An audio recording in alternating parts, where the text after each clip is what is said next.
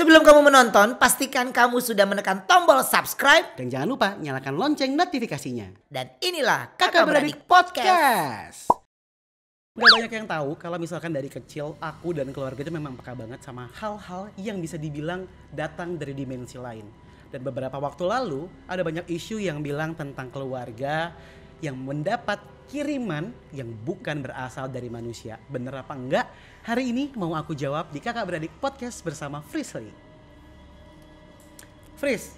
Iya kak. Gimana kabarnya? Alhamdulillah baik. Marsha sehat? Marsha juga sehat. Dia tuh adanya di kiri atau di kanan kamu ya? Di kanan. Oke, buat beberapa orang ada yang tahu Marsha itu adalah dia lebih senang dibilang apa? Virtual tuh lebih teknologi banget kan. Kalau Marsha itu berarti apa bilangnya? Temen aku, temen kecil. Teman kecil. Emang dia ngikut kamu dari kecil atau? Dari kecil, bener-bener dari kecil dan dari pertama kali aku bisa ngomong. Gimana ceritanya? Jadi sebenarnya kan memang mamaku itu bisa. Gitu. Lalu turunlah ke aku. Jadi pertama kali aku bisa bicara, yang pertama kali aku ucap itu adalah sebutan kakak. Oh oke. Padahal aku anak pertama. Oh iya. Jadi dari awal itu emang Marsha itu udah nyamperin aku dan cerita. Jadi udah langsung ajak main.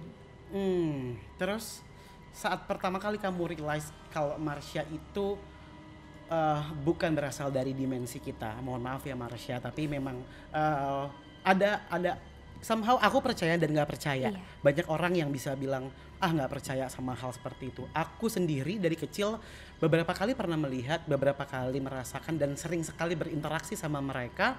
Jadi aku bisa bilang mereka ada. Tinggal gimana caranya kita bisa interaksi sama mereka yang menjaga dari masing-masing koridor kita sebagai manusia dan mereka sebagai roh. Iya benar betul banget ya. kak. Kalau kamu pertama kali sadar, loh Marsha ini ternyata bukan kakakku, dia adalah mungkin kayak apa? Enaknya dibilangnya apa ya? Roh penjaga atau roh teman? Ya kalau Marsha emang dia mengakui kalau dia itu jin, sosok jin. Jin. Iya. Dia bilang sama kamu? Dia bilang justru memang yang menyadarkan ke aku dan mengajarkan ke aku kalau misalnya sebenarnya tidak pernah ada roh gentayangan. Yes. Dan dia tuh selalu bilang kalau memang kami, bangsa kami dari dimensi kami, itu kami senang sekali meniru atau apapun yang ada di memori manusia. Jadi sebenarnya ini jin mereka yang memanipulasi iya kadang-kadang benar banget. Somehow mereka percaya atau nggak percaya, ya kalian harus sadar kalau mereka itu adalah ciptaan Tuhan. Mungkin ada yang bilang Tuhan menciptakan manusia, bumi, tumbuhan, hewan, dan juga jin. Dan juga jin. Dan mereka itu ada. Iya benar berdampingan banget sama kita. Iya benar banget kak. Terus ketika dia bilang saya ini jin ke kamu, emang kamu ngerti apa itu jin? Dulu tuh enggak. Bukan bercanda ya Marsha, tapi kayak ya jin bayangan gue adalah Diana Pungki di Jini Ojini atau mungkin Jin Danjun, ya kan? Beda. Buat anak-anak kan itu bisa jadi sesuatu yang lucu. Tapi kalau kamu udah tumbuh dewasa dan kamu tidak bisa adaptasi sama itu, akan menjadi sesuatu yang menyeramkan kan? Iya benar banget, bisa jadi bumerang untuk diri aku sendiri. Dan pengalaman kamu gimana? Jadi pertama kali aku sadar kalau mereka itu bukan seperti kita. Jadi itu pas lagi SD, aku main petak umpet. Kamu di belakang udah pada ngumpul tuh? Iya emang. Pokoknya dari tadi aku kayak oke, majuan aja dulu gitu. Nanti aja dulu. Sama gue ngeliat kaki jalan dari situ. Terus pas lagi SD aku main petak umpet. Nah aku tuh, gue bukan orang indigo. Gue nggak tahu kenapa gue bisa peka, tapi tiap kalau gue udah mulai ngomongin kayak gini nih, sering banget ada yang kelihatan. Yang gue juga, lu tuh sebenarnya nggak pernah di situ, lu ngapain mampir? Karena gitu. emang frekuensi kakak tuh tinggi kak. Oh ya? Iya, frekuensi kakak tuh bahkan dari tadi Marsha pun tertarik untuk Vishi, aku mau main. Terus aku kayak kenapa main? Dia itu punya teman kecil, katanya gitu. Jadi aku kayak serius? Ini pertama kalinya kamu ngomong di podcast dan katanya pada saat aku kecil, orang yang pertama kali aku ajak ngobrol adalah teman kecilku di tangga. Sama, Marsha juga tangga. Tapi memang dari kecil itu orang tuaku selalu bilang kalau memang kamu takut, kamu nggak usah ngobrol lagi sama dia. So aku tidak pernah mengasah itu. Jadi aku cuma bilang ya udah kalau misalkan mau lihat ya lihat aja. Yang penting kita menjagalah masing-masing. Masih baik-baik gitu. Masih baik-baik. Terus tadi pertama kali ngobrol sama Marsha. Iya, kamu langsung takut gitu nggak? Enggak. waktu awalnya bener-bener enggak, karena Marsha itu bener-bener enggak nunjukin kalau dia itu serem. Emang Terus wujudnya gimana? bener-bener anak kecil Belanda, dan dia cantik banget, bener-bener cantik banget. Cuma ngomongnya itu dari dulu selalu yang ngomong, kamu mau bermain dengan aku, selalu kayak gitu, jadi halus banget. Dan setiap kali aku mau tidur dia selalu ngomong, Frisly, aku pulang dulu. Oh, nice. Makanya jadi aku kayak ngerasa, oh oke, dia temenku, dia Nice, tinggal nice mungkin banget, dia tetangga. Nice banget. Jadi pas aku SD, Bayanganku adalah anak kecil Belanda menggunakan dress, Bener. menggunakan pita di pinggangnya dress berwarna putih dengan pita. iya nggak pernah ada yang nyebutin Marsha pakai apa by the way, tapi kakak sebutin itu. Karena emang bener. Kayak realize aja. Terus pas lagi SD tiba-tiba tuh aku lagi main petak umpet. Nah itu tuh pertama kali ibaratnya apesnya aku. Dia lagi coba mau bilang sama aku tuh kayak gini loh bentuknya, gitu. Somehow this is fun kalau memang kita itu bisa adaptable sama mereka. Iya, bener banget. Kita bisa bilang ke mereka, ya kita tahu, kita sadar, dan kita tidak mengganggu gitu. Terus pas lagi main petak umpet tiba-tiba ada bapak-bapak. Nah karena aku pengen curang, aku tanyalah ke si bapak-bapak itu, Pak, lihat temen aku pengen nggak?" curang ya. Karena kan main Anak petak kecil. umpet, iya. Terus itu masih di Bangka kan, jadi pakai bahasa Bangka. Kyo, kunak nengong kawanku, aku ngomong gitu. Aku lagi mau cari teman aku. Iya, terus tiba-tiba dia nggak ngomong apa-apa Kak, dia berdiri, kepalanya jatuh ke bawah, dan di situ aku bener-bener kayak ngikutin ngelihat ke bawah dari yang merem. dia Jangan melek. bercanda. Serius, di situ aku bener-bener lari ke rumah dan aku sakit selama 2 minggu. Nah itulah pertama kali aku sadar kalau ternyata mereka itu bukan manusia. Oh, jadi bukan karena Marsha, Bukan. tapi karena Yang om ini itu nih, ya. iya. Karena selama ini kalau aku ngeliat yang berdarah-darah, aku malah ngambil betadine atau ngambil apapun itu bener-bener aku samperin dan aku obatin. Jadi aku bener-bener nggak peduli kalau itu banyak darah, dan aku selalu ngasih tahu mama kalau mah itu dia kayak gini loh, mah itu dia terbang. Jadi aku malah ngikutin. Kalau aku ngeliat makhluk yang terbang dari atas tangga, aku malah loncat dari tangga. Jadi tahu-tahu mama ngeliat aku robek kayak gitu-gitu. Karena aku mikirnya dia temen. Hardcore ya, Iya.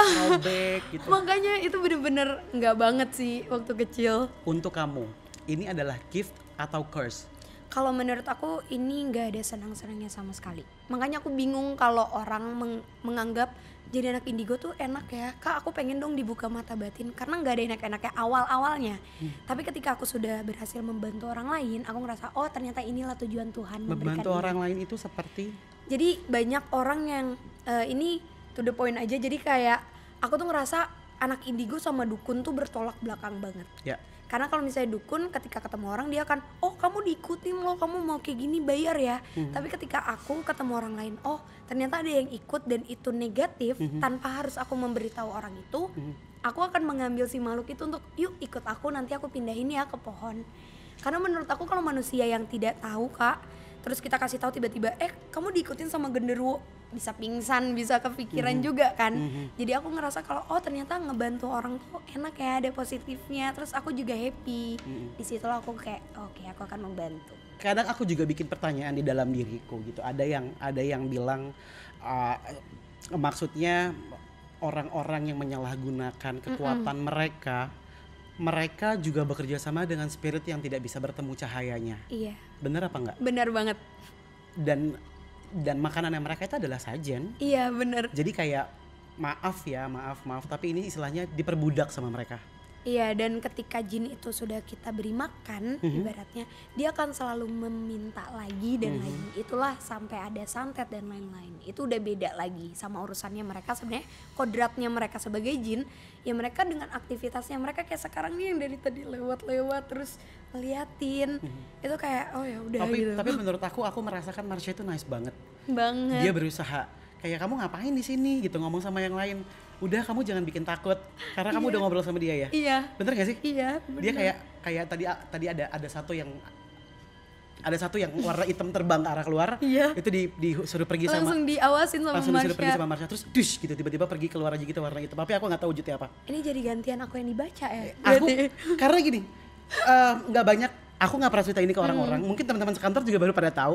Tapi sesungguhnya ya emang sepeka itu, Iya. sering aja gitu kalau ketemu sama orang yang frekuensinya mungkin bisa dibilang lebih kuat daripada aku, akhirnya kepancing karena kan lama nggak ngelihat yang aneh-aneh. Karena yang ngejagain kakak juga baik-baik, makanya ini si Marsha dari tadi kayak dia punya teman kecil Fishy. Iya oke gitu, dia punya teman kecil Fishy, Alhamdulillah. baik. Kamu pernah nggak tapi merasa kayak aku bosan mungkin dari kecil gitu ya sampai sekarang umur berapa? 21 tahun. Sampai 21 tahun gitu ya, masih muda kan, mungkin ada merasa bosen atau mungkin maaf tapi merasa terganggu sama dengan kehadiran Marsha, terus kamu minta Marsha pergi gitu, atau mungkin kayak temen lah bete-betean gitu, kayak aku bete sama kamu udah sana Iya. kamu pergi gitu, pernah nggak? Kita pernah bete-betean tapi nggak Terus? pernah sama sekali ngusir. Jadi Marsha tuh dari dulu selalu ngajarin aku untuk yang Fishy kalau ketemu orang dia selalu mau ngasih tahu nih, Fishy orang itu nanti aku suruh Marsha kamu diem, kenapa diem? Terus aku bilang aku mau merasakan itu senormal mungkin. Ya. Jadi aku mau ketika aku berteman dengan orang lain tanpa harus aku membaca dia, kalau memang aku hubungannya tidak akan baik, Ya. itu terjadi dengan sendirinya tanpa harus aku tahu dia Marsha. Terus aku juga ngerasa nggak adil aja gitu kalau aku apa-apa jadi dibaca. Mungkin kalau misalnya kayak gitu hidup aku tentram aja kan, dari dulu aku nggak bisa ngerasain pelajaran hidup. Terus Marsha bilang ke kamu, ya kan aku bantuin kamu kalau Iya. kamu jadi orang jahat barusan. Iya dia ngomong kayak gitu. Bahkan aku bantuin kamu Fishy, dia Oh ngomong my god, gitu. udah lama banget. Kayaknya Marshanya jadi kayak tertarik buat ngobrol, terus aku langsung kayak gini. Wow. Tapi kakak nggak masalah kalau ngobrol langsung sama Marsha? Gimana ya, aku dibilang ngobrol langsung sebenarnya nggak akan bisa, tubuhnya juga maksudnya mungkin tidak siap juga untuk bertatap muka, dan memang aku selalu bilang sama semua yang ada di sekitarku, rumah, tempat yang aku datangi, orang yang aku temui, setiap orang pasti punya ceritanya, setiap tempat juga ada ceritanya. Saya tahu kamu ada, saya tidak pernah meminta kalian pergi, kita hidup di masing-masing alam kita. Mungkin ini rumah kamu zaman dulu, tapi ini rumah saya juga sekarang. Iya. Kamu tinggal di alammu, saya tinggal di alam saya, let's living in harmony. Iya, That's it. benar. Selesai. Yang penting kuncinya itu emang kita saling menghargai. Karena kunci adalah key. Itu bener juga sih, bingung. Terus udah kayak gitu, kamu katanya dari kecil udah bisa lihat gitu ya. Iya. Terus hal yang paling blessing buat kamu, hal yang paling mungkin bisa blessing, bisa menyeramkan, kayak misalkan aku belum pernah dan aku pengen banget melihat satu spirit, aku nggak bisa bilang roh karena roh tuh macam-macam. Iya. Satu kayak soul gitu yang menemui titik cahayanya. Oh my god, aku pengen banget, nggak tahu kenapa, freak gak? Enggak Kayak sih. pengen banget karena itu adalah kebahagiaan di mana akhirnya bayangin kalian gak bisa pulang kampung, kalian habis di lockdown bertahun-tahun lamanya tinggal di sebuah pohon, di sebuah rumah, bahkan mereka tuh nggak mau, Iya. bahkan mereka itu menangis kalau ada nangisan, mereka tuh nggak mau gangguin. Bener. Mereka tuh lagi kayak oh my god Tuhan, saya tuh kenapa Harus di sini? kenapa saya gitu. di sini, kenapa saya nggak bisa ketemu cahayanya, dan ketika ketemu cahayanya itu kayak oh freedom yang Udah sebenarnya bener-bener. aku juga kita nggak pernah tahu apa sih yang terjadi setelah itu. Iya. Akankah ada kehidupan setelah kehidupan, kita nggak pernah tahu ya, itu masih rahasia. Kamu apa yang paling wow magical happen gitu? Ada, tapi aku bakalan nangis sih kalau inget lagi, tapi nggak apa-apa. Hah? Jadi aku punya sahabat, ini manusia, Mhm. bener-bener sahabatan dari dulu. Mamaku juga kenal dengan keluarganya, aku juga kenal. Tiba-tiba si sahabatku ini dibunuh dan masuk berita. I'm so sorry. Iya, tapi aku tuh bener-bener nggak tahu sama sekali karena dia pindah ke Bandung. Nah, aku tuh cuma kayak ngerasain selama ini kan aku bisa komunikasi sama mereka, dan banyak jin yang mencoba untuk komunikasi dan bercerita. Kenapa ketika sahabatku ini meninggal, kenapa nggak coba dia yang komunikasi sama aku? Itu tuh nggak sama sekali Kak. Jadi sahabatku cuma datang ke mimpi dan dia tuh ngomong, Fris, lo nggak kangen sama gue? Udah cuma gitu. Aku tiba-tiba kangen, aku ngontak dia, gak bisa sama sekali. Panggilan alam. Fris, harusnya jam ini tadi jadi bercandaan, cuma ketika bintang tamunya kamu Jadi jadi menambah horor aura ya. Iya makanya aku bilang panggilan alam. Habis itu aku tuh bener-bener ngerasa yang kok bisa sih gitu. Kok bisa aku mimpi dia yang kita tuh hubungannya baik-baik aja gitu kan. aku kontak nggak dibales sama sekali apapun itu. Tiba-tiba pas aku kebetulan lagi ke sana, aku minta temanku untuk anterin ke rumahnya. Nah temanku ngomong, lah nggak bisa freeze karena kan udah pindah sekeluarga, mama sama papanya pindah ke kota lain karena tidak kuat, dan rumah itu pun nggak dijual, nggak diapain, bener-bener diem. Emang kenapa? Lah kan itu meninggal gitu, si A tuh meninggal Di situ. iya dibunuh karena perampokan. Terus aku tetap keke apa sih, nggak mungkin karena aku sahabatan, nggak mungkin banget nggak ada omongan, Ya. nggak mungkin banget itu, nggak mungkin banget mamaku tidak dikontak, tidak mungkin mamanya nggak ngabarin aku.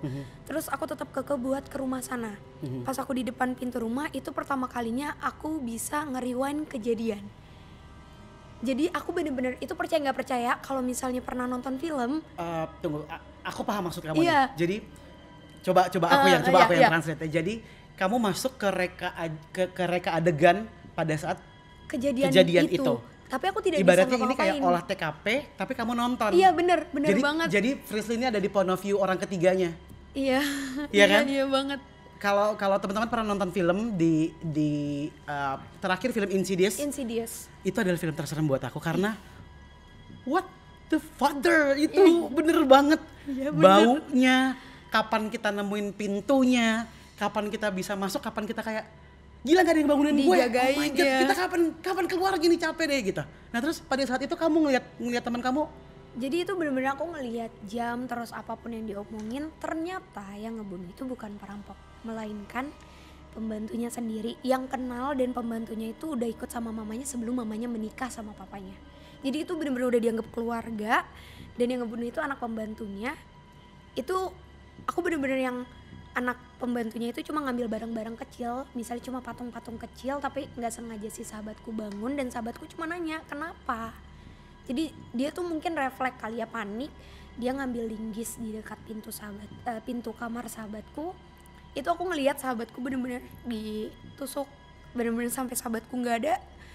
Di situ aku kayak yang aku nggak bisa apa-apa gitu. Kenapa aku malah dikasih tahu setelah kejadian ini terjadi gitu? Kenapa nggak sebelumnya? Setidaknya kalau emang aku bisa ngebantu, ini salah satu orang yang aku sayang banget gitu. Di situ aku ngerasa yang kok bisa sih kejadian ini terjadi, dan polisi pun bilangnya ini perampokan karena bener-bener barang bukti segala macam itu dibuang jauh banget dari rumah. Dan akhirnya aku bangun karena posisinya itu di mobil temen aku. Di situ temanku udah omongin ke tantenya karena tantenya masih di Bandung. Yuk kita omongin. Aku bilang enggak deh, kayaknya ini mungkin aku dibohongin sama jin. Aku mikirnya kayak gitu kan. Nggak mungkin. Setelah diomongin ke tantenya, cerita, kita nangis-nangisan bareng karena kan sahabatku itu dibunuh dan adiknya juga dibunuh juga. 3 bulan setelah kejadian itu, aku dipanggil, mamaku ditelepon sama polisi. Aku diminta untuk menjadi saksi dan harus ada di olah TKP. Dan itu ternyata apapun kejadian, omongan, jam, semua itu persis sama apa yang aku lihat. Di situ aku baru ngerasa yang ternyata ini loh pertolongan yang paling mungkin nggak pernah bisa aku lupain dan paling serem. Di situ aku ngerasa kayak aduh, aku nggak mau lagi bisa kayak gini karena nggak enak Kak. Ternyata memang di situ aku bisa ngomong kalau kita tuh nggak perlu takut sama mereka karena sebenarnya lebih serem manusia. Kita tidak pernah bisa membaca hati manusia dan kita tidak pernah bisa membaca kapan manusia ingin berbuat jahat sama kita. Sedangkan setan itu nggak mampu untuk menusuk atau membunuh kita. setan tuh nggak pernah nyuruh manusia Iya. untuk mengganggu orang lain. Iya, bener. Mungkin mereka hanya kasih suggestion, mereka hanya memberikan itu Gambaran-gambaran gitu. pada bercanda aja. Dia tadi lewat. Aku udah kayak gitu. Iya. Terus apa namanya? Iya, tadi aku lagi bilang kalau misalkan setan itu nggak pernah nyuruh manusia untuk berbuat yang enggak. Mungkin mereka bisa bisikin ya, setan yang tidak baik, bukan roh. Iya. Tapi manusia biasanya menggunakan mereka untuk hal-hal yang tidak baik. Iya, benar banget. Sebelum aku mau bahas itu, aku pengen tanya, sorry banget, tapi akhirnya kamu tahu teman kamu sudah menemukan cahayanya atau belum? Udah, karena semenjak itu aku nggak pernah sama sekali mimpiin temen aku, nggak pernah ada jin yang menyerupai dia atau datang cerita apapun, nggak pernah. Jadi benar-benar udah clear. Dan setelah itu juga benar-benar maksudnya yang membunuhnya udah mendapatkan hukuman yang setimpal. Setuju sih. Jadi keluarganya udah lebih tenang sih. Kayak aku waktu mama papaku meninggal, dua-duanya mereka datang ke mimpi aku sebelum mereka meninggal.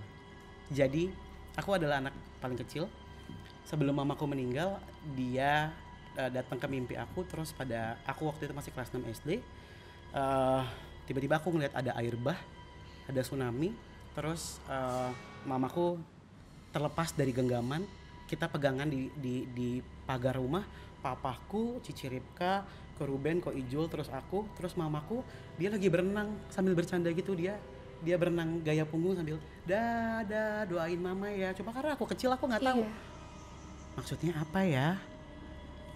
apa ya gitu.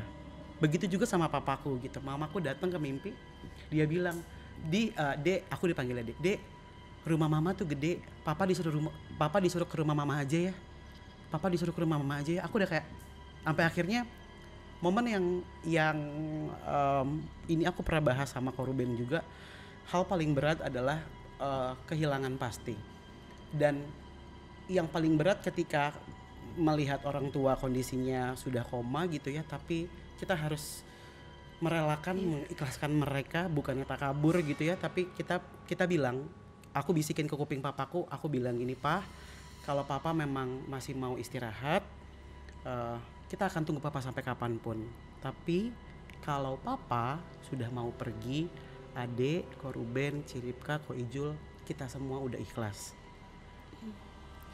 Jadi dari situ buat aku kayak, aku merasa ini jadi satu pertanda baik juga. Kadang-kadang mereka suka mampir, dan sampai saat ini belum pernah ada orang yang bilang, aku ngeliat mama kamu datang. Emang emak gue hantu? Iya benar. Ya enggak juga, papaku juga enggak hantu, dan aku percaya mereka sudah bahagia di sana. Iya. Tapi yang bikin nggak bahagia itu biasanya rumah itu banyak banget kirimannya. Kamu pernah lihat kan waktu itu mungkin setahun yang lalu ada berita di media, ya memang benar adanya seperti itu. Jadi rumah aku, rumah Ko Ruben, dan rumah ibuku, bahkan rumah yang aku beli dan belum aku tinggali, which is rumah ini, mendapatkan gangguan. Nah, sebelum kita melihat ke sana, ketika kamu masuk rumah ini, apa yang kamu rasain? Jadi kalau aku itu setelah kejadian yang tadi nolongin sahabatku, jadi kebiasaan aku ketika aku menginjakan kaki di suatu tempat, aku malah ngelihat kejadian sebelum rumah ini terbangun. Jadi dulunya tempat ini seperti apa, pohon-pohonan, di sekitar sana ada kali, ada beberapa pohon yang dari dulu sampai sekarang belum ditebang, ibaratnya aku tahu semuanya. Sampai memang kejadian-kejadian yang kalau di zaman dulu kan memang kalau sampai ada orang yang dibunuh, itu dibuang seenaknya, tidak dimakamkan secara layak. Nah banyaklah jin-jin yang merasa terkurung sebenarnya di daerah ini, di daerah bukan rumah. Tapi sekalinya aku masuk tadi, pas aku masuk turun dari mobil, aku udah ketemu sama yang ngejagain rumah ini. Dalam artian baik, benar-benar baik. Karena dia ngomongnya gini, silakan masuk tapi tidak boleh membawa. Di situ aku ngerasa kalau oh berarti dia tahu aku, iya kan, maksudnya dia tahu kalau aku bisa komunikasi. Nah terus aku ajak ngobrol lagi, maksudnya membawa karena kami di sini menjaga bukan ingin menambahkan. Jadi aman banget kalau misalnya ada orang, ibaratnya ya misalnya orang ketempelan terus datang main nih ke rumah kakak, itu nggak mungkin. Iya udah pasti kayak aduh maaf banget nih nggak bisa masuk, ibaratnya gitu. Biasanya ponakan kalau misalkan di jalan uring-uringan begitu masuk rumah tidur. Aman, iya. Karena bener-bener disambut baik banget. Cuma mereka itu emang tertarik untuk interaksi di sini karena mereka ngerasa oh aktivitasnya juga rame nih kayak kita. Kenapa nggak coba buat main bareng? Kenapa nggak coba buat kayak tadi ada anak kecil yang lari gitu kan? Anak kecil lari. Aku jadi ngerasa kayak oh kok ada anak kecil, terus aku tadi Marsha kayak lagi kemana? Marsha lagi ke sana belakang, ke tangga. Katanya ada anak kecil juga di sana, jadi kayak yang oh ya udah gitu, tapi baik. Kayak tiba-tiba dia kemana terus? Iya tapi baik, makanya tadi aku kayak oh kayak ada anak kecil terus sosok. Marsha ini bentuknya tim research tau nggak? Dia tuh ngecek yang mana yang baik, yang mana yang serius? enggak. Iya nggak sih? Dia tuh ngecek terus dia ngobrol kayak yang kalau mungkin dia manajer kali ya ke kamu ya, yang kayak kamu mau kemana Fris? Even mungkin Frisley nggak cerita, Marsha tuh tahu mau kemana. Dia kadang-kadang Frisley lagi tidur, aku mau ke sana mau ngecek. Ada ini pasukan pengawalnya. Ada pasukan pengawal. Besok si Marsha datang, Fis rumah itu diem kamu aku nggak mau gini. Iya aku tuh cuma mau ngasih tau doang gitu. Bener gitu kan? banget. Ya. Itu bener banget. Itu tuh bener-bener kayak dialog aku sama Marsha, sumpah bener-bener kayak Marsha tuh selalu yang kayak Fishy, kamu nanti datang, nanti Marsha, tapi kamu nanti enggak Marsha. Fishy aku kasih tahu, jadi kayak oke ya udah, kok kamu bisa tahu? Aku udah datang duluan gitu. Gemes banget, tapi kalau aku lihat juga aku coba dapat gambar aja sih sedikit. Aku takut sih kalau ketemu. Iya. By the way barusan lampu dimatiin. Iya, di belakang aku juga ada yang. Iya. Lampu tadi dikedipin. Ya. Itu mah kayaknya yang ada di sini nih. Iya, nanti dibahasnya. Karena sebenarnya kita di tempat dia. Iya. Salah tempat menurut dia. Itu bagaimana sih? Aku pernah ketemu dia. Aku pernah tahu wujudnya apa. Kita akan cek apakah yang aku ketemu itu benar atau enggak. Tapi nanti karena sekarang ini sudah 30 menit kita ngobrol sama Fishy, sama Marsha juga, sama semua Spirit yang ada di sini, sama semua tim dari MOP Channel, buat kakak beradik yang mau ditemenin malam Jumatnya mungkin. Jangan kemana-mana, habis ini kita mau dengerin ada apa sih di rumah Uncle, sama siapakah yang sebenarnya menghantui keluarga dari Ruben Onsu dan Jordi Onsu. Oke, di kakak beradik podcast yang kedua.